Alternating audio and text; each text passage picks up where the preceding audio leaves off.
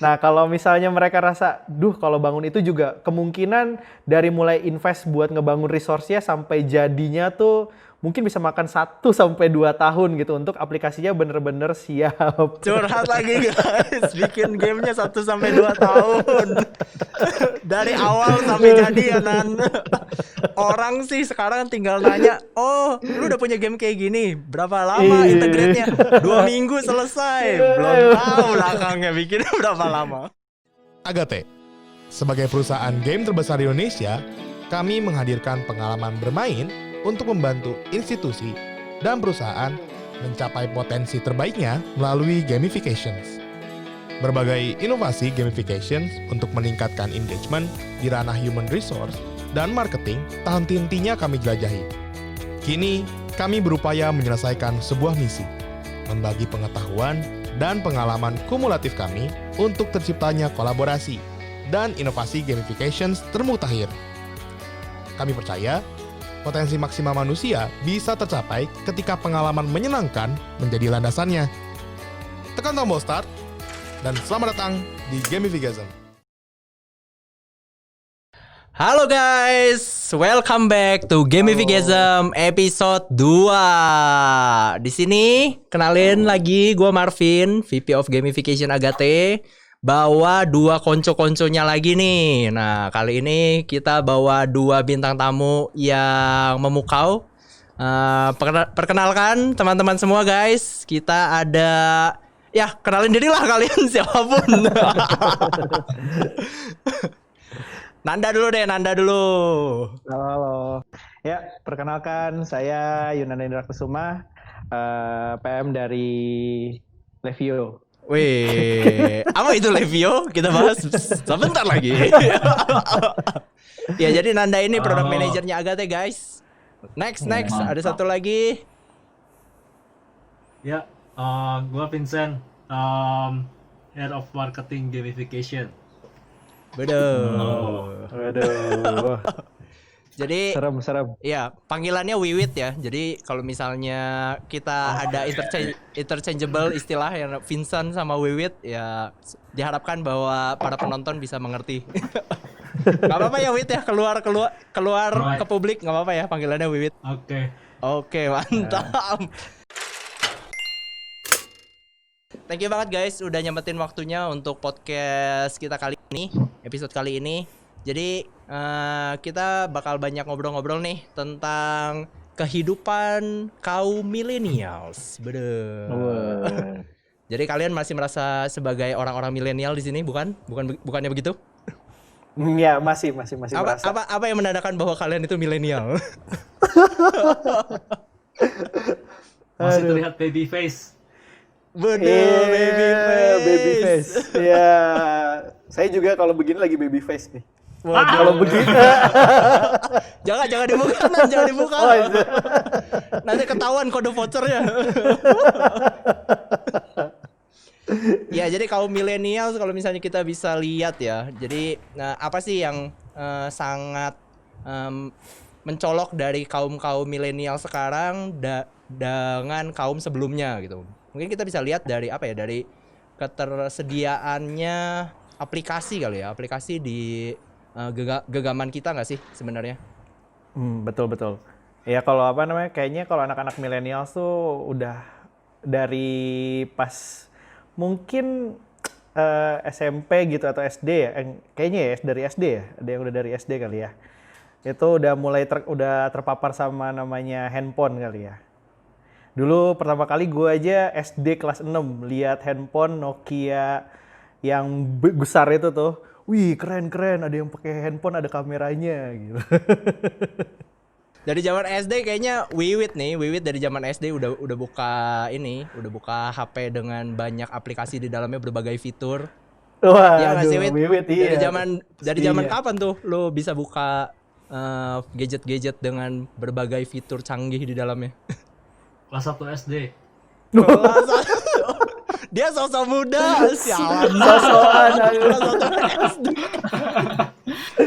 Kelas 1 SD gue pegang 486. Waduh. 48.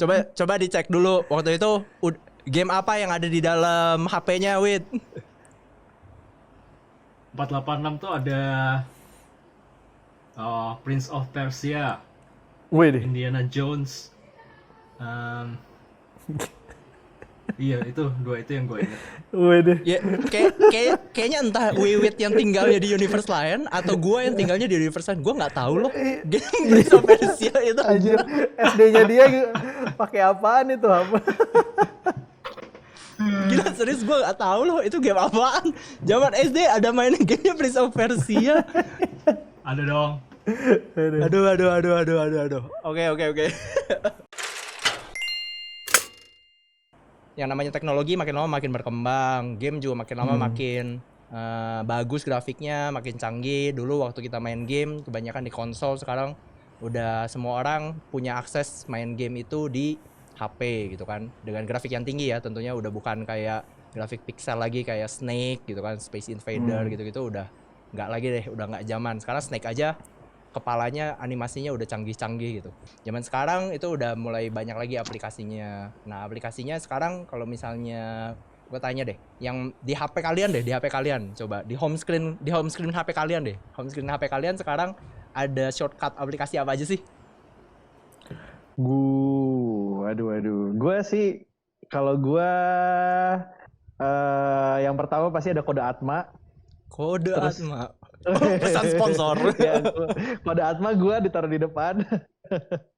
Terus beberapa e-commerce dan beberapa aplikasi ini apa namanya ya transportasi sih.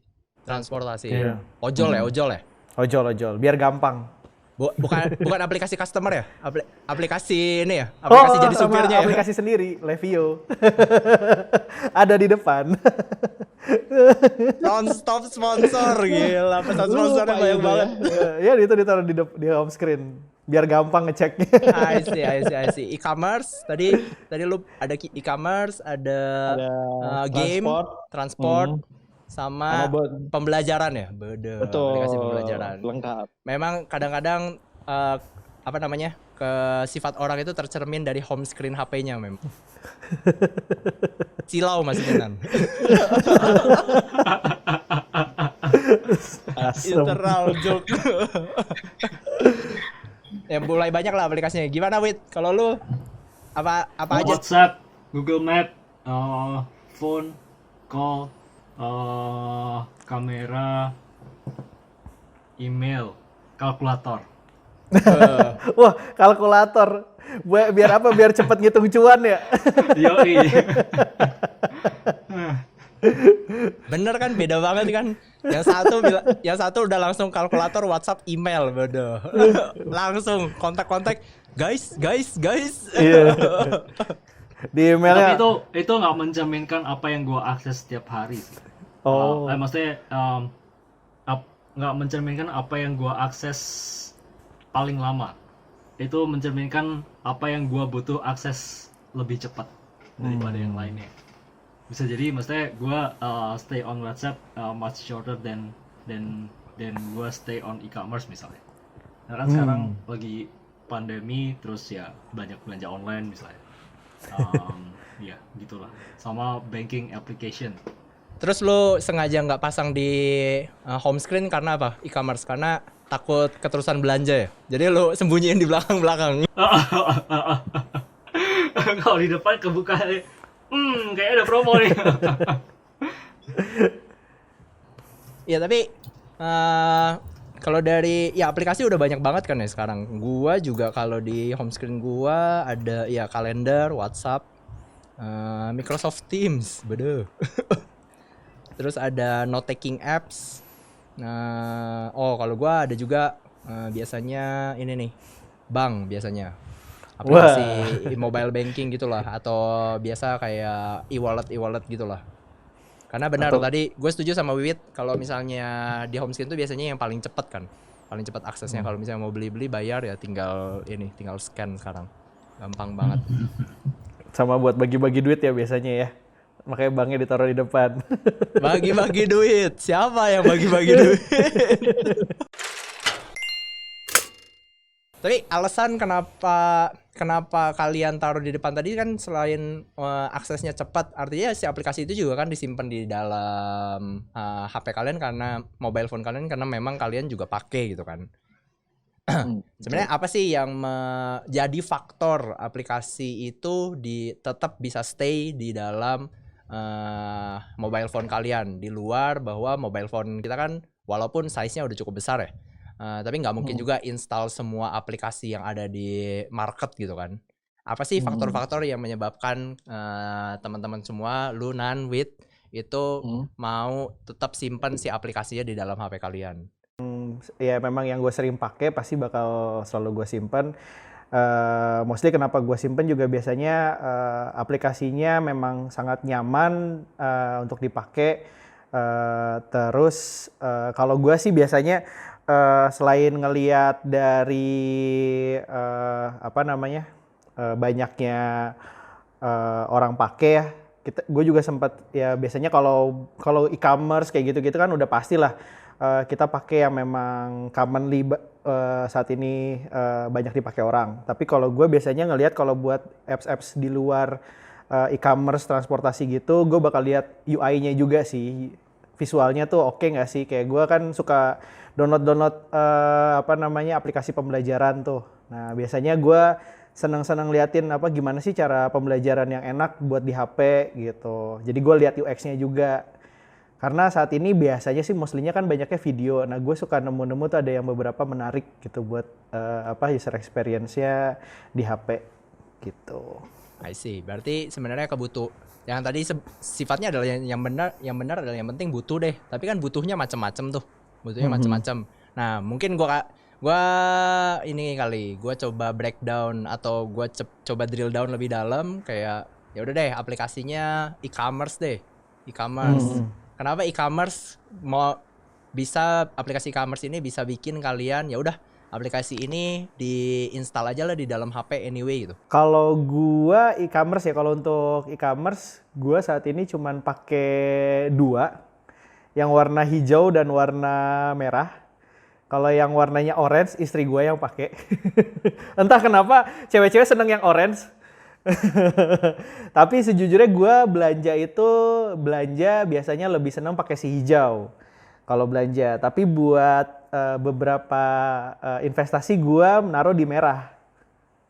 Oh gitu ya. Investasi karena gue lihat penawarannya juga sih, lihat penawarannya gitu bagus. Dan entah kenapa yang bagian investasi untuk yang di merah gue merasa user experience-nya cukup enak lah buat gue gitu personally. Tapi kalau buat belanja gue lebih prefer yang hijau, lebih nyaman buat belanja so far kalau yang hijau gitu. Jadi motivasinya adalah takut ini berarti. Takut nanti investasinya dibawa lari berarti sama e-commerce aja, lu install terus aplikasinya. Iya itu juga. Interesting. Gue install semua, Vin. Ini namanya promo hunter kalau ini. Iya, loyal user kan bukan berarti loyal terhadap satu platform aja.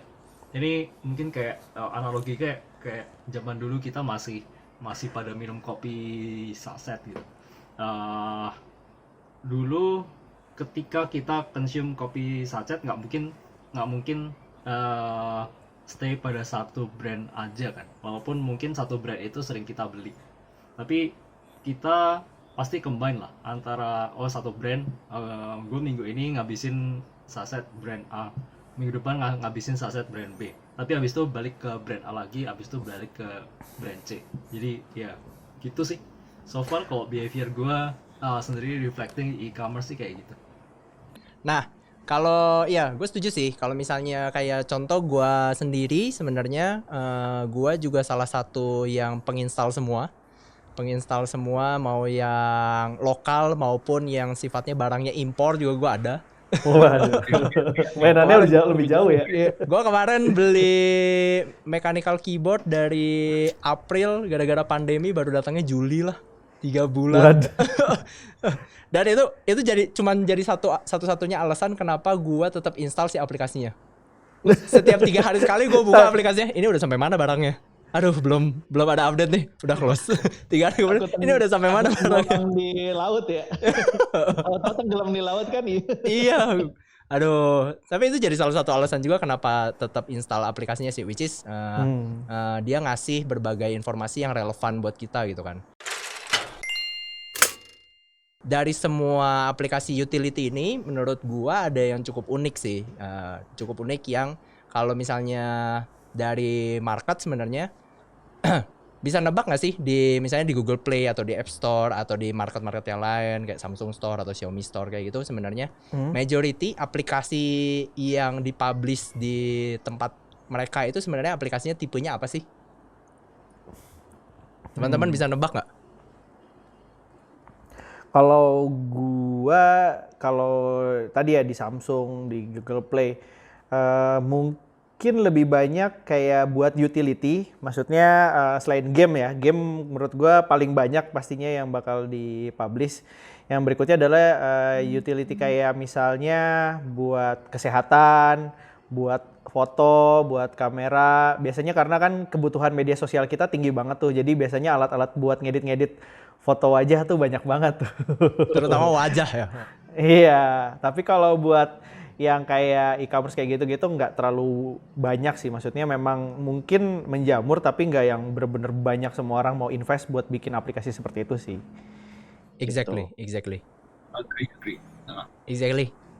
Ya, jadi by data itu sebenarnya memang majority of published apps di market itu sebenarnya adalah games. Itu yang menarik adalah games. Jadi utility itu bahkan baru keluarnya belakangan. Awal-awal tuh mungkin kalau kita bisa lihat bahkan sebelum Google Play sama App Store ada di Indonesia kali ya. Itu mungkin mulai merajalela CMIW kayaknya sekitar tahun 2012 ya, 2013 mungkin. Itu mulai merajalela.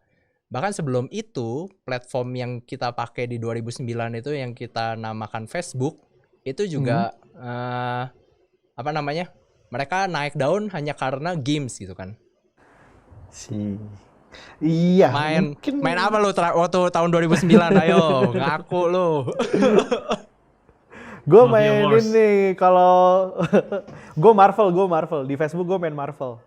MAA, Avengers Alliance. Iya, Avengers Alliance, betul. Wah, anaknya Marvel coy. Itu ya setuju sih, one of the best game. Gue main kalau nggak salah 3 tahun. Iya, gue lama kok main itu. Itu paling lama ya dari game Facebook yang lain ya. Yang lain kayak main sebentar nyobain. Gila, kalian ternyata relatable. Ya, gue main lama. Di sini cuman gue aja yang merasa kayak kok kalian aneh. Terus karena kalian berdua main sekarang jadi gue lo yang aneh. Lo yang aneh. Kenapa lo nggak main, Vin? Itu game 2009 gue belum kenal superhero luar cuy. Gue ini orangnya pecinta Indonesia. Superhero-nya tuh superhero lokal. Jadi masih Wiro Sableng, Saras 008, si buta dari Gua Hantu, Panji manusia kaleng ya? Panji manusia aluminium ya kayak gitu-gitu. Gue tipe-tipenya gitu, dan sayang sekali nggak ada gamenya waktu itu. Jadi gue waktu itu gamenya ya tipe-tipe kayak Typing Shack gitu kan. Main gamenya Mafia Wars. Ya tapi yang bikin gue ke hook sama si platform Facebook itu gitu kan, which is sangat menarik adalah sebenarnya karena ada gamenya, bener gak sih? Iya kan? Iya, salah satunya itu ya. Yang bikin orang hook supaya mau stay di dalam suatu platform itu adalah karena mereka introduce interaksi game di dalamnya awal-awalnya. Kalau misalnya kita belajar lagi ke Google Play, ke App Store juga mereka sekarang lebih banyak game, majority aplikasi yang udah dipublishnya adalah games.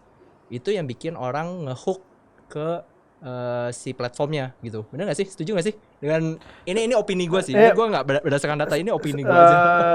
Ya kalau gue sih setuju banget ya. Even gue dulu salah satu yang beli handphone karena dia bisa main game. Simply karena dia bisa main game. Lu tahu kan pasti game apa, handphone apa? Gue beli N-Gage. Jadi zaman dulu gue N-Gage. Simply karena gue pingin bisa di handphone gue bisa main game gitu. Dan pada masanya itu sangat nyaman sekali loh pakai Engage itu, bener-bener buat main game dan sebenarnya waktu zaman itu kan handphone cuman dipakai buat nelpon dan SMS ya. Jadi bener-bener nggak ada media sosial sama sekali kan, dan banyaknya waktu gue dihabisin malah buat main game sih di Engage itu. Bede. Ya.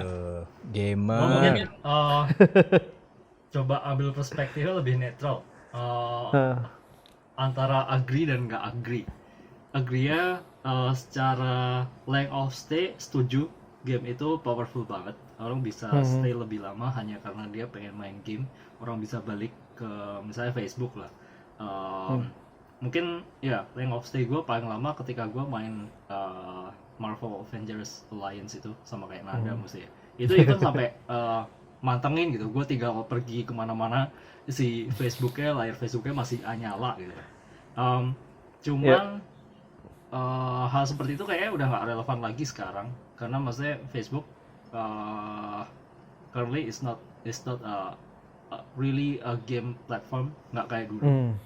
Walaupun ada game room dan ya ada Facebook games juga.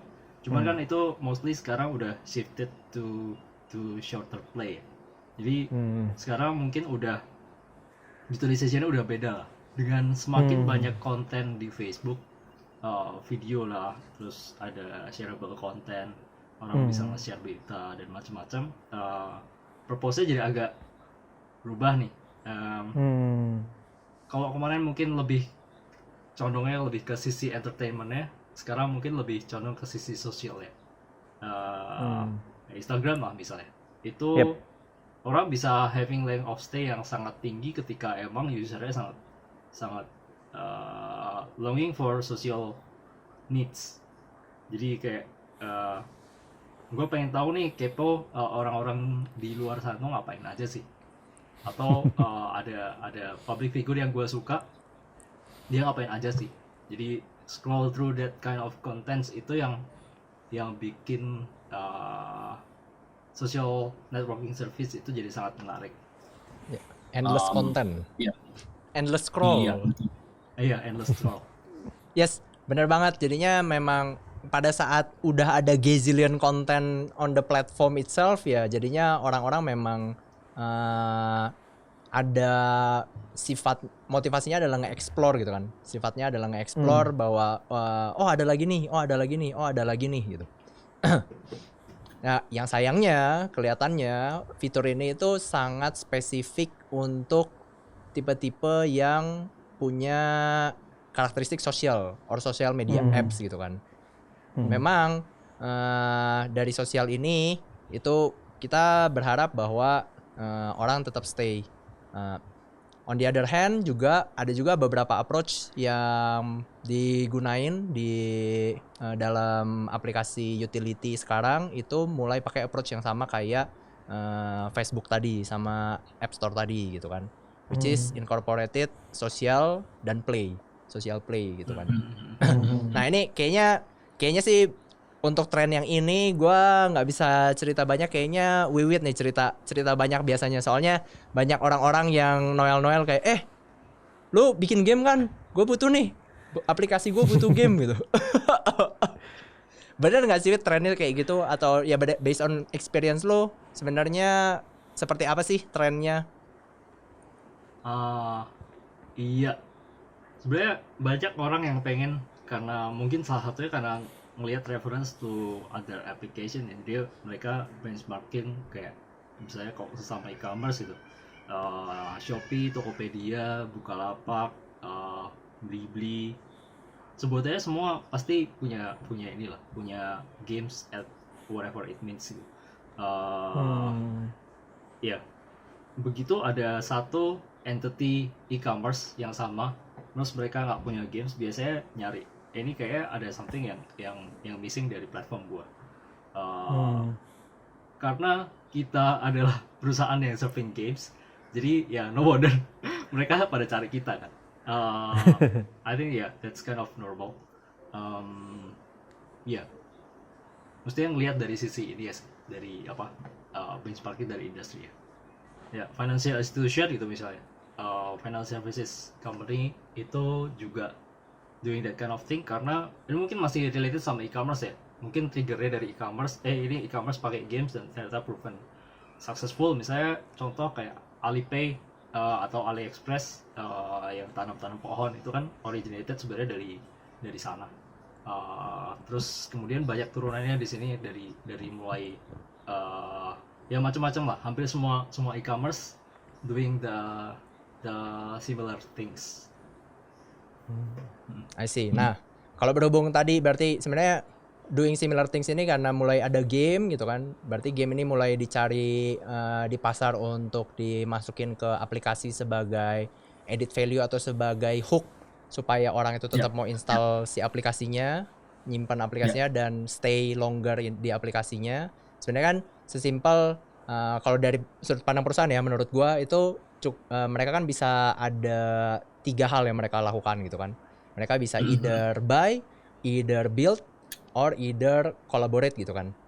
Nah, ya menurut teman-teman sebenarnya momen apa sih yang tepat buat perusahaan kalau dia bilang oh ya udah, gua mending buy aja deh. Kayak kontak ke Agate, oh kalian bisa bikin game, ya udah nih gua beli gamenya, terus gamenya tolong di integrate sama aplikasi gua misalnya. Build sama buy sama collaborate, menurut teman-teman apa sih momen kapan sih si perusahaan ini perlu buy misalnya? Ya kalau misalnya dibilang kalau kapan kita harus buy, sebenarnya sih balik lagi adalah kalau kita mau build sesuatu kan kita harus menyediakan resource-nya ya. Maksudnya apakah menurut dari perusahaan ini membangun resource-nya itu dirasa cukup penting gitu. Apakah memang dia mau menyediakan misalnya ada content writer-nya atau ada juga yang memang mengurusi untuk membuat platform aplikasi gamenya. Nah, balik lagi dari perusahaannya, apakah mereka mau menyediakan divisi khusus, dan menurut saya itu sangat-sangat mahal sih kalau mau membangun resource-nya di dalam gitu. Sangat mahal, guys. Mahal bikinnya, guys. Curhat mahal. Nah, kalau misalnya mereka rasa, kalau bangun itu juga kemungkinan dari mulai invest buat ngebangun resource-nya sampai jadinya tuh mungkin bisa makan 1-2 tahun gitu untuk aplikasinya bener-bener siap. Curhat lagi, guys. Bikin gamenya 1-2 tahun. Dari awal sampai jadi ya, Nan. Orang sih sekarang tinggal nanya, oh lu udah punya game kayak gini, berapa lama integrate-nya? 2 minggu selesai. Belum tahu belakangnya bikinnya berapa lama. Memang hasilnya 2 minggu sih bisa siap, cuman ya tadi pasti kan untuk bisa nampung kapasitas dari perusahaan itu, menurut saya kalau bikin yang dua mingguan itu pasti cepet langsung, pasti bakal komen nanti bintangnya di aplikasinya tuh langsung 1 gitu. Ini kenapa sih nggak bisa dibuka? Ini kenapa videonya gede banget? Ngabisin kuota gitu, terus gitu, ngabisin kuota. Jadi menurut gua tadi balik lagi, kalau memang kapan dia harus buy ya pada saat dia rasa kalau untuk membangun itu terlalu besar, lebih baik mungkin bisa cari alternatif, lihat dulu beberapa vendor seperti mungkin ke kita gitu kan, cari-cari kalau memang butuh untuk ada kebutuhan games ya, di sini kita bisa membantu memberikan solusi yang terbaik untuk ke klien juga gitu. Nah, kalau untuk kolaborasi, biasanya sih kalau kolaborasi tuh kalau misalnya dari klien-klien yang mungkin memang dia adalah yang expert di suatu bidang, misalnya kalau dari saya kan karena saya gamifikasi learning, biasanya klien-klien atau partner tuh lebih di bidang pendidikan ya. Nah, misalnya mereka memang punya materi yang banyak, terus abis itu mereka rasa current state-nya mereka tuh udah nggak bisa lagi nih ke pasar zaman sekarang, ke pasar milenial. Karena kan kalau pasar milenial senengnya digital kan, sedangkan mungkin saat ini mereka masih versinya tuh yang offline. Nah, di saat itu kalau mereka rasa, wah kayaknya gue harus transformasi nih. Nah, kalau transformasi lebih baik, menurut saya sih lebih baik kolaborasi. Karena apa? Jadi waktu untuk proses transformasinya bisa jauh lebih cepat gitu. Kalau gue mungkin secara garis besar sih kayaknya sama-sama Nanda ya. Cuman emphasize-nya mungkin gini. Kalau to buy, to build atau collaborate itu tergantung sama strategic decision kita, apakah kita mau punya positioning dalam hal yang mau kita buat itu, atau dalam hal yang mau kita collaborate itu, atau dalam hal yang mau kita build itu. Kalau mungkin historinya kayak kita Levio lah. Biasanya company yang punya background di learning consultants gitu. Gue punya metodologi yang sangat kuat. Gue mau bikin learning management platform. Itu path-nya udah sangat jelas gitu. Tapi buat kita kayak kita perusahaan game, kita mau nyemplung di learning, kita bikin learning management platform. Mungkin untuk beberapa ya teman-teman di luar sana mungkin nggak kepikiran ini kenapa bisa jadi decision seperti ini. Ya itu jawabannya mungkin karena kita decide untuk take part of that strategic position, di mana kita melihat bahwa in this kind of environment kita bisa having business di sini. Makanya kita decide kita build ini, atau kita punya expertise yang orang lain atau company lain nggak punya gitu. Jadi sangat rasional kenapa kita bikin ini. Kalau itu to build ya. Kalau to buy, biasanya jawabannya cukup simple. Karena kita decide bahwa kita nggak akan pernah build that kind of expertise, dan di luar sana udah cukup banyak yang udah proven, dan markets demand skill and permintaan dan apa sih itu namanya demand and supply ya. Demand and supply itu cukup inilah, cukup udah established. Jadi nggak ada expertise yang sangat mahal sampai akhirnya kita perlu ngeluarin budget yang cukup tinggi buat acquire that kind of expertise. Ya udah mendingan kita buy aja daripada kita build the same expertise. Itu sangat nggak rasional kita ngeluarin budget ya. Betul. Ya, sama halnya ini mungkin sama teman-teman di luar sana yang our clients atau partners yang nggak punya expertise di game, biasanya datang ke Agate minta consultancy untuk gimana caranya kita bisa utilize this kind of game to serve that kind of business purpose lah. Mungkin analoginya kayak gitu. Nah, kalau collaborate biasanya ini nggak sesimpel yang dibayangkan. To collaborate ini mesti nge-confirm berat.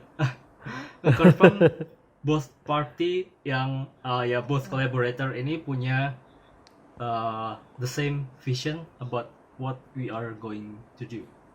Jadi contoh misalnya kalau kita in terms of review our LMS, kita collaborate sama partners yang punya expertise di as a learning consultant. Mereka punya vision ini, service gua itu bisa di scale ke banyak orang dengan tanpa harus ngeluarin budget yang segede kalau misalnya gua serve the classroom training misalnya. By using all the digital methods, sehingga itu bisa sangat scalable, di-acquire dengan biaya sangat murah, delivery-nya juga cukup cepat, everything is real time. Nah, that kind of vision itu kita bawa bareng-bareng sampai akhirnya kayaknya kita punya vision yang sama, akhirnya ya udah kita decide to collaborate. Bisa aja collaboration itu sounds like a competition di awal, kayak kita compete sama si learning consultants ini untuk some projects, terus akhirnya ya udah, karena sebenarnya kita punya expertise yang berbeda, cuman dalam project itu emang dituntut harus melakukan ngedeliver sesuatu yang sama. Nah, akhirnya kita collaborate juga. Jadi ya collaboration bisa terjadi dalam banyak hal, even dengan kompetitor juga. Nice Nan, thank you. Jadi ini remind gue sama ya memang tipe-tipe service kita, karena kita memang fokus dibikin game, dan ternyata banyak juga yang cari banyak juga cari service gamification or building a game to their business process. Biasanya business prosesnya itu sekarang udah di dalam aplikasi gitu kan. Ya, jadi agak flashback dikit juga, banyak juga yang decisionnya itu buy hanya karena mereka, gua ada campaign nih buat lebaran gitu kan. Gua ada campaign buat lebaran, salah satu perusahaan logistik gitu kan. Nah, terus dia bikin game sama kita karena mepet 2 bulan dan mereka nggak punya infrastructure untuk bikin game gitu kan. Literally skill setnya berbeda, ya udah mereka buy aja gitu. Atau bahkan kayak perusahaan rokok gitu kan. Perusahaan rokok juga banyak juga bikin game sama kita karena kebutuhannya adalah untuk marketing campaign juga. Either gamenya nanti dibawa sama si SPG-nya lah buat dipakai main game bareng sama orang-orang supaya orang-orang tuh nggak langsung kayak ditodong sama cewek-cewek cantik ditodong gitu, rokok dong gitu kan. Ada yang tipenya langsung buy karena tadi short term menurut mereka yaitu memang added value aja buat bisnis proses mereka, tapi secara strategik benar banget kata Wiwit, nggak secara long term mereka nggak willingly to invest their capability di sana gitu kan. Betul. Atau yang tipe-tipenya emang kayak kita sendiri kan, kita udah punya capability di building game gitu kan. Jadi kayak salah satu e-commerce yang tadi katanya warnanya oranye gitu kan.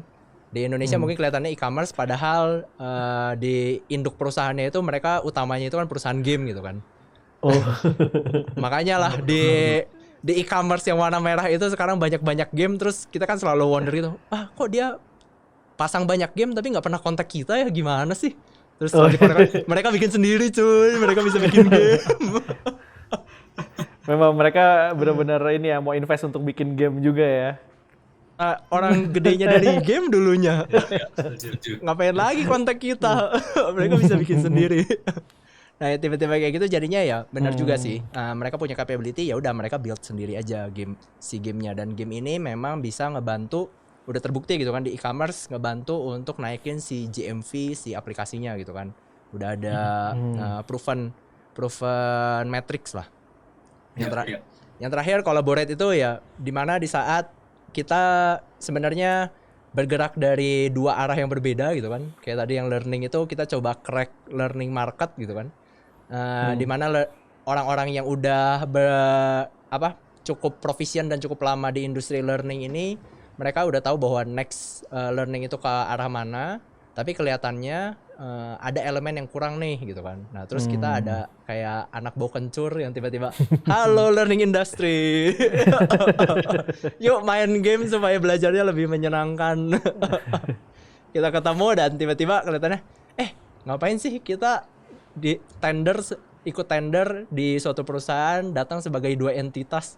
Padahal kalau gua ditambah elu, kita bisa jadi goal loh proyeknya. Bahkan bisa mengalahkan yang lain gitu kan. Di saat itulah mulai jadi adanya kolaborasi.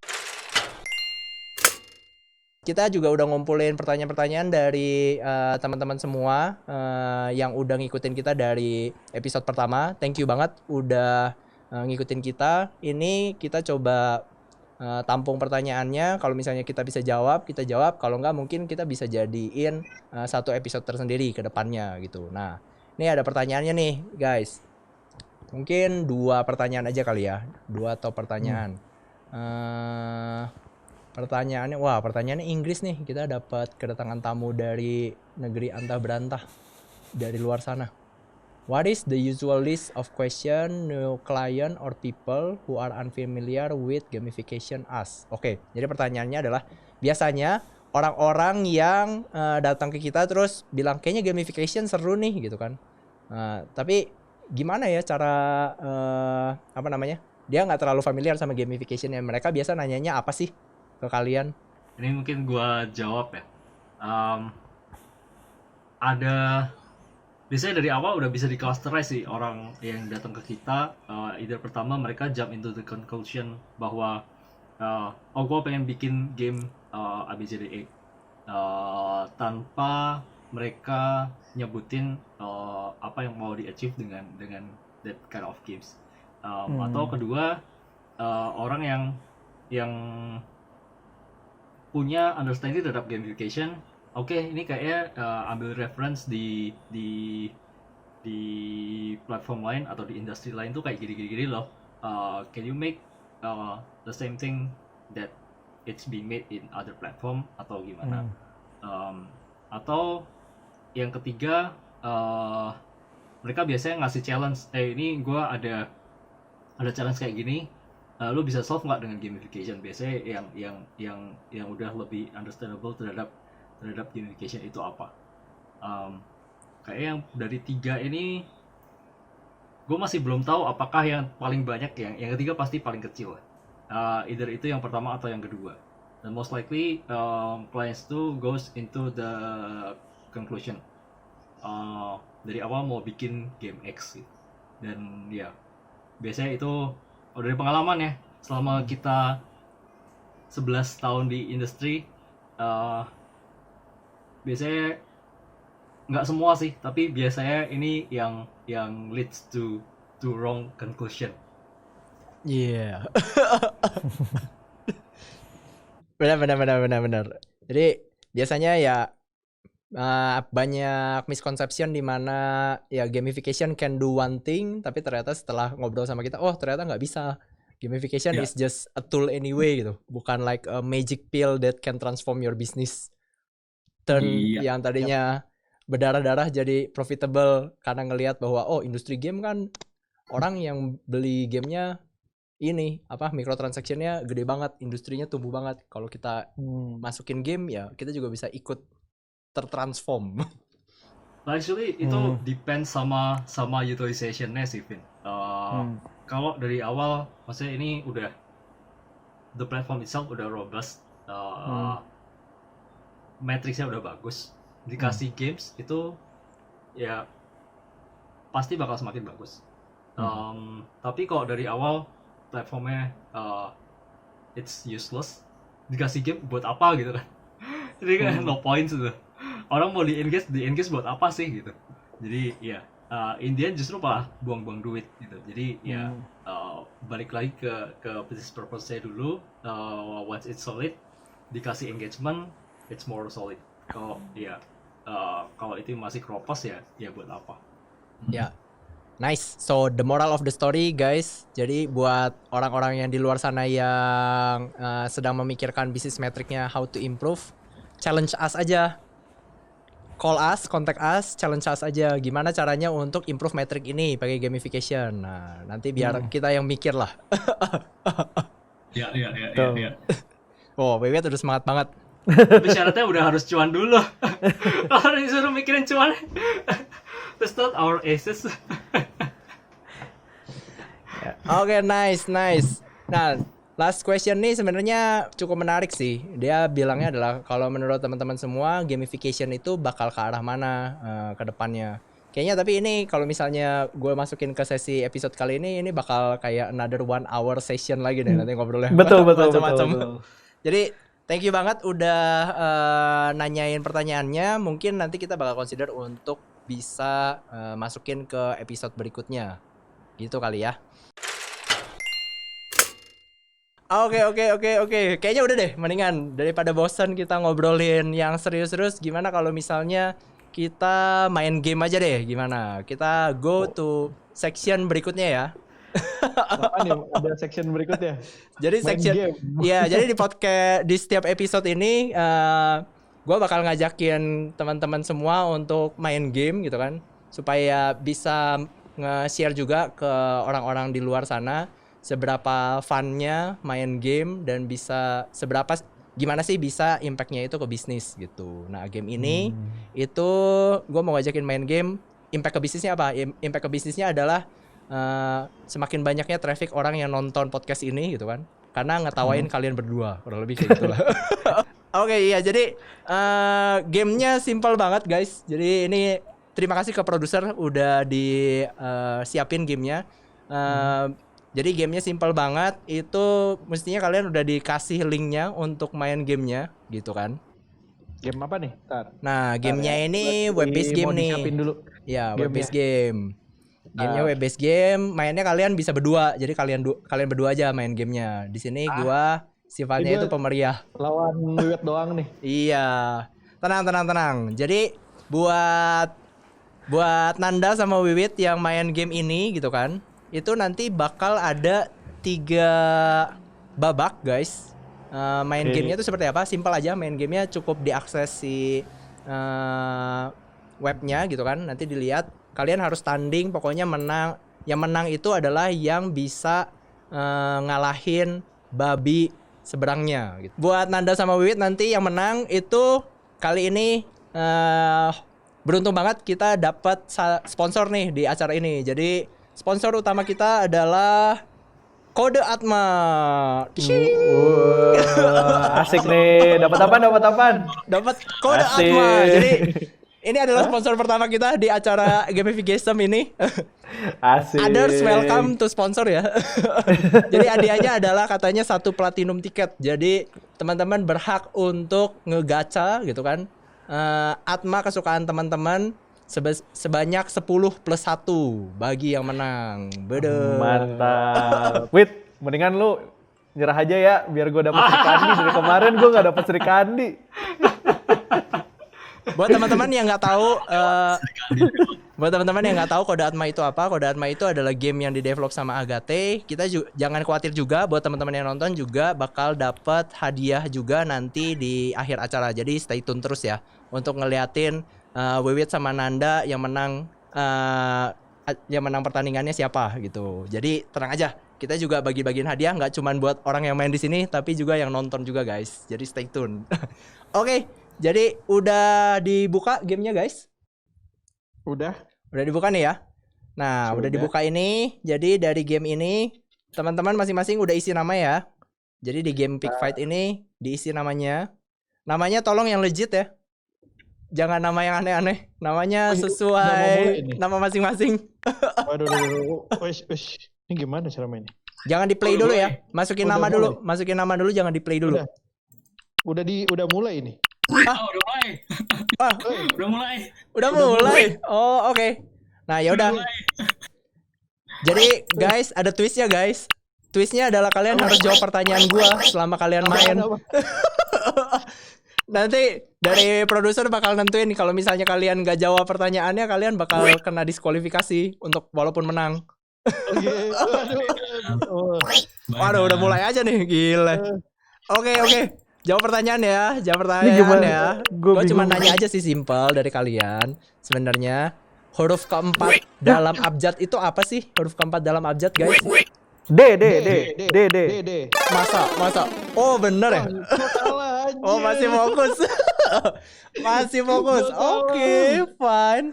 Kalau gitu pertanyaan Main lagi gimana? Oh, udah gue kalah sial. Oke. Wiwit menang 1-0.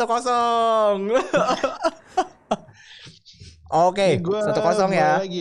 1-0 antara Wiwit sama Nanda nih. Oke, tombol play-nya sesuai aba-aba dong. Boleh. Oke, 1-0 ya.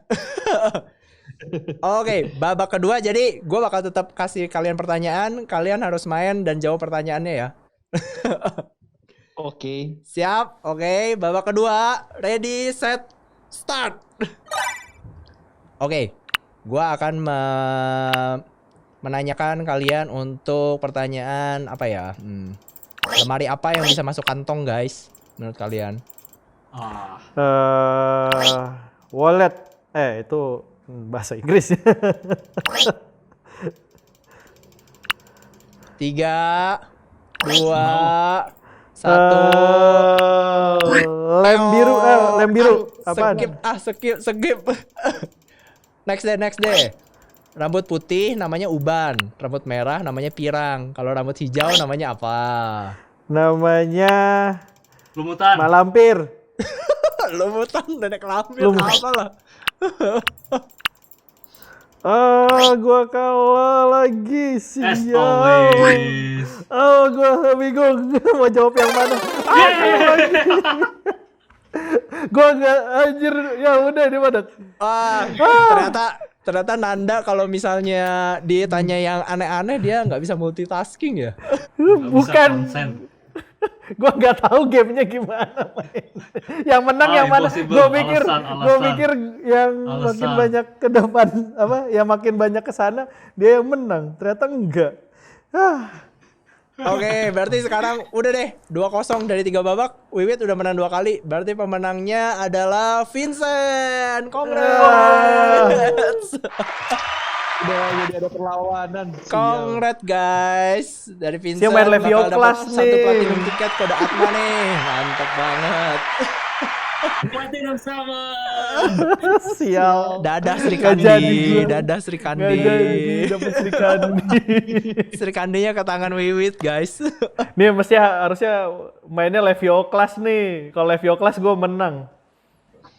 Ya oke, thank you. Jadi tadi jawaban kita coba ini dulu ya. Kita coba jawab dulu pertanyaannya tadi.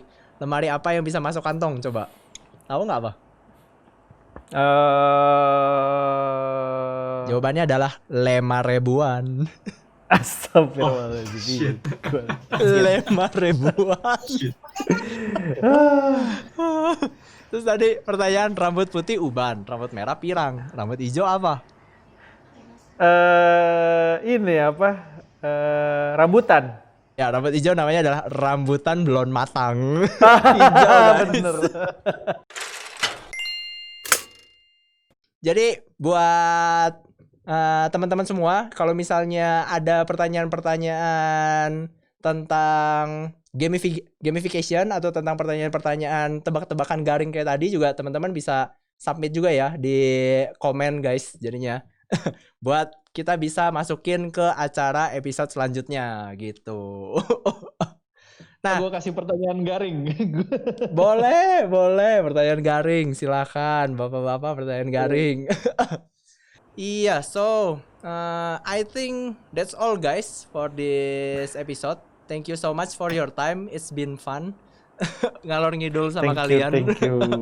Dan juga melihat Thank you. kalian struggle untuk menjawab pertanyaan di adu babi tadi. Thank you, Ya, thank you. thank you for your time. Thank you, Thank you thank you. juga buat para guestmers udah stay tune kita sampai akhir. See you again in next episode. Bye bye. Terima kasih telah menonton Gamifigasm. Jangan lupa like, subscribe, dan nyalakan notifikasi untuk episode Gamifigasm berikutnya.